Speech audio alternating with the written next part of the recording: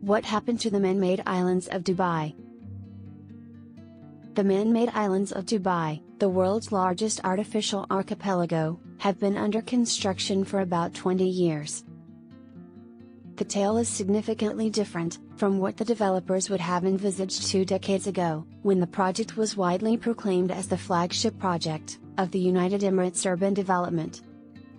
Despite the fact that islands have yet to be built, projects have been abandoned, and the sea has reclaimed its area. Dubai is not giving up and is convinced that, despite the delays, its dream will come true. What is the state of the islands right now? Dubai saw a burst of urban development around the turn of the century, establishing the Arab Emirate as the capital of oddities and architectural records. The Palm Islands were the most ambitious project, and they were later joined by the World and Universe archipelagos, which are still under construction. A total of 5 man-made archipelagos that have recovered land from the sea, and are marketed as a luxury sanctuary. The Palm Islands are a group of islands off the coast of Palm Jumeirah, Palm Jebel Ali, and Palm Deira, form the Palm Jumeirah. They cover 5.6 square kilometers, 8.4 square kilometers, and 46.35 square kilometers correspondingly, and have added 320 kilometers to Dubai's beach area. The first visitors arrived in Deira in December 2020, while Jebel Ali is still under construction, and Jumeirah is the most developed of the 3. The entire world, a group of 300 islands that make up the globe map. Its 9.34 square kilometers of land have added 232 kilometers of coastline. Despite the fact that the project began 17 years ago, it has yet to be completed, and it is the one that has had the most troubles. The entire cosmos. Between 2023 and 2028, a reconstruction of the constellations will be finished. In the last 2 decades, a slew of issues have resulted in job delays, non-payment, debts, legal issues, irreversible environmental damage, and some islands falling back into the sea. Despite all of these unforeseeable factors that have jeopardized the project's viability, the developer, Nikhil, is not giving up. The first issue is the oil and financial crisis. The 2008 financial and real estate crisis, as well as a reduction in oil prices in 2014, which power the Emirates economy, were the first developments to have a detrimental impact on the macro-feasibility projects. The timeline of events is lengthy and complicated, but it may be summarized in terms of private investors who pulled out, the developers' multi-million-dollar debts, lawsuits, and work that has been halted with no date set for resumption. The issues are still present today. During the first quarter of 2018, sales of new real estate developments fell by 46%. House prices have declined by 15% since the end of 2014. Several real estate companies have proposed relaunching the World Project, with new investors such as Revolution Precrafted, a Philippine startup that will invest $3.2 billion in the development of luxury residences and a hotel. The entire world is in danger of sinking.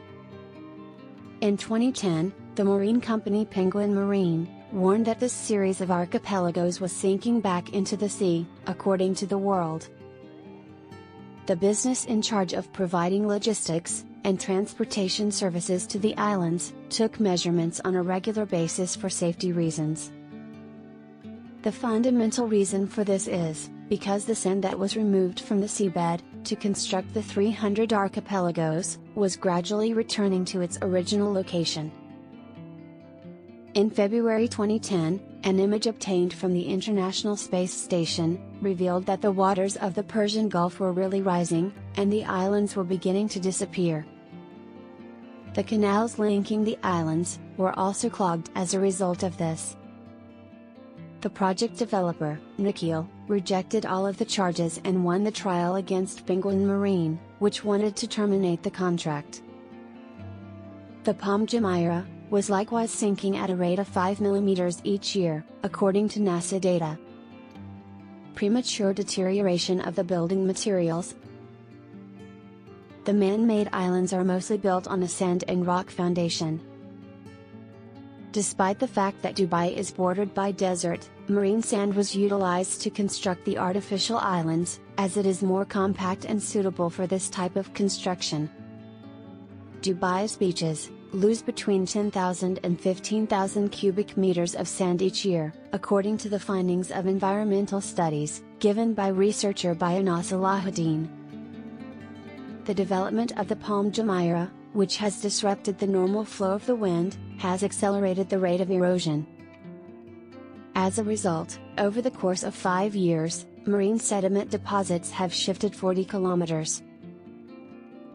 All of the construction movement has had an impact on marine biodiversity, burying oyster beds, and inflicting irreversible harm to seafloor coral. Sea levels are rising. This issue is not exclusive to Dubai. The Abu Dhabi Environment Agency warned in 2017 that the worst-case scenario for climate change consequences would see sea levels rise by 9 meters, which would be disastrous for Dubai and its artificial islands.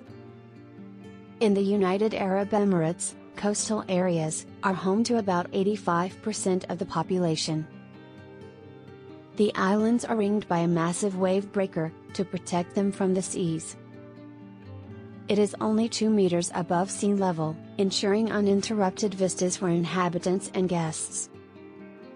The immediate outcome is a reduction in marine currents and an artificial change of marine flows. This barrier is unlikely to be sufficient in the long run, even if the worst or most optimistic forecasts are made. Changes in maritime currents and a loss of local biodiversity could exacerbate the problem. The increased rate of development in the first decade of the 21st century, as well as the pollution linked with it, did not help to alleviate the cities or the Persian Gulf's warming.